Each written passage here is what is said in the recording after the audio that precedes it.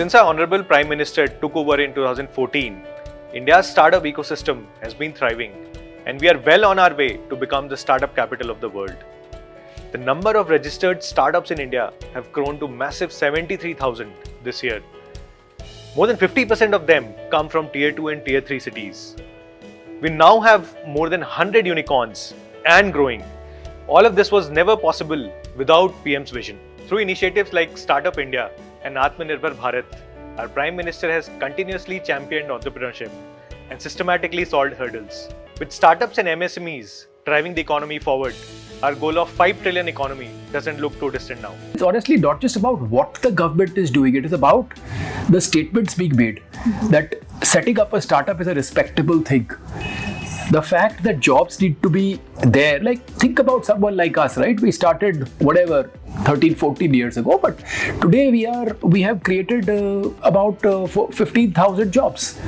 And I think India needs that because that job creation is going to happen through the startup, the transformation, industry by industry.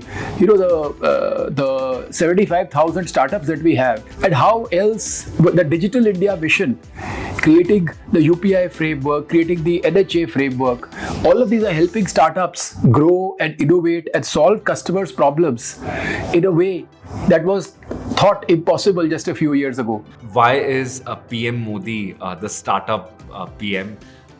Multiple reasons. One very simple thing I personally believe is startups are all about stories. And I think our Honorable PM Shri Narendra Modi ji takes a lot of efforts of understanding a lot of entrepreneur stories and the kind of problems they are solving. And not only he mentions in the interval Mann Ki Baat, but also he gives that effort to understand the impact and how there can be use cases which not only helps the startup or entrepreneurs around that sector, but also other sectors who are involved directly or indirectly. In MapmyIndia's personal story, he talks about startups, he talks about unicorns. As a result of many of his activities, MapmyIndia was also able to go public last year. Without this atmosphere that he has created of positivity, of economic progress, of a kind of a resurgent India, maybe we could not have gone public. So our sincere gratitude to him, just like so many other companies who have become unicorns, who have been able to go public. That's what I would love to communicate to people, that he's really a unique man, a unique leader who is carrying the country forward. The needs, the pains, and the hopes of all Indians.